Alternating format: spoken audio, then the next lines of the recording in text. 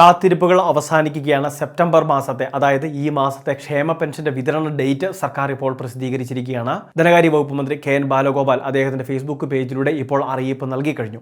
ക്ഷേമ പെൻഷന്റെ സെപ്റ്റംബർ മാസത്തെ ഒരു ഗഡുവിന്റെ 1600 രൂപയുടെ വിതരണമാണ് ഇപ്പോൾ പ്രഖ്യാപിച്ചിട്ടുള്ളത്. 841 കോടി രൂപയോളം ഇതിനുവേണ്ടി അനുവദിച്ചതായിട്ടും മന്ത്രി ഇപ്പോൾ അറിയിച്ചിട്ടുണ്ട്. അപ്പോൾ മസ്റ്ററിംഗ് എല്ലാം ചെയ്തവർക്കുള്ള ഏറ്റവും വലിയൊരു വിതരണത്തിനാണ് ഈ സെപ്റ്റംബർ മാസം 25-ാം തീയതി, അതായത് ഈ വരുന്ന വ്യാഴാഴ്ച തന്നെ വിതരണം ആരംഭിക്കുമെന്നാണ് സർക്കാർ അറിയിച്ചിട്ടുള്ളത്.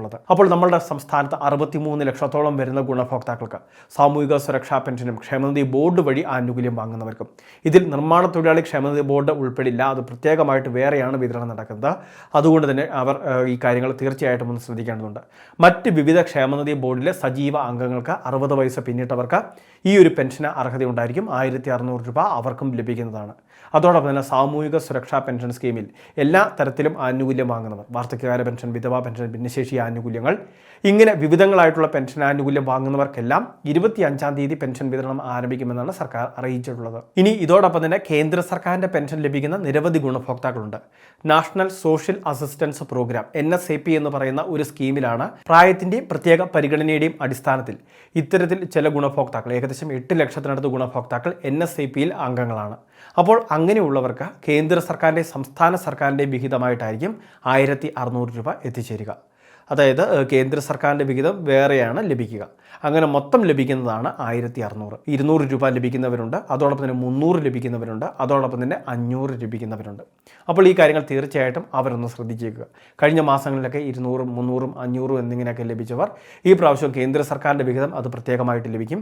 ബാക്കി ശേഷിക്കുന്ന തുക അത് സംസ്ഥാന സർക്കാരിൻ്റെ വിഹിതമാണ്. അത് തടസ്സമില്ലാതെ തന്നെ ഈ ദിവസങ്ങളിൽ തന്നെ ക്രെഡിറ്റ് ആവുന്നതായിരിക്കും. ഇനി ക്ഷേമ പെൻഷൻ്റെ വിതരണം ഈ പ്രാവശ്യം നടക്കുമ്പോൾ മറ്റൊരു പ്രത്യേകതയുണ്ട്. കാരണം നമ്മൾ മുൻപെല്ലാം അറിയിച്ചിരുന്നത് പോലെ, നിരവധി തവണ പറഞ്ഞതുപോലെ, ക്ഷേമ പെൻഷൻ്റെ മസ്റ്ററിങ്, ബയോമെട്രിക് മസ്റ്ററിങ് അക്ഷയ കേന്ദ്രങ്ങൾ വഴി പൂർത്തിയാക്കിയവരോ അല്ലെങ്കിൽ ജീവനക്കാർ വീട്ടിലെത്തി കിടപ്പ് രോഗികളുടെ ഹോം മസ്റ്ററിങ്ങും പൂർത്തീകരിച്ചവരുണ്ട്. അപ്പോൾ അങ്ങനെയുള്ളവർക്ക് മാത്രമായിരിക്കും ഈ പ്രാവശ്യത്തെ പെൻഷൻ തുക എത്തിച്ചേരുക.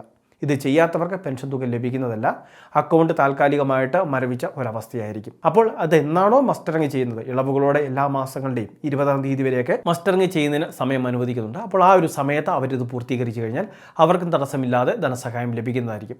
അത് പൂർത്തീകരിക്കുന്നത് ഏത് മാസമാണോ അതിനുശേഷമുള്ള പെൻഷൻ തുകയായിരിക്കും അവർക്ക് ലഭിക്കുക.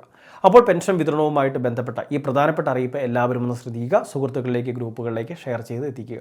ഇതിൻ്റെ തുടർന്നുള്ള അപ്ഡേഷന് വേണ്ടിയും നമ്മുടെ ചാനൽ ഇതുവരെ സബ്സ്ക്രൈബ് ചെയ്തിട്ടില്ല എങ്കിൽ സബ്സ്ക്രൈബ് ചെയ്യുക. ഫേസ്ബുക്കിൽ വീഡിയോ കാണുന്നവർ മറക്കാതെ ഈ പേജ് ഫോളോ ചെയ്യുക.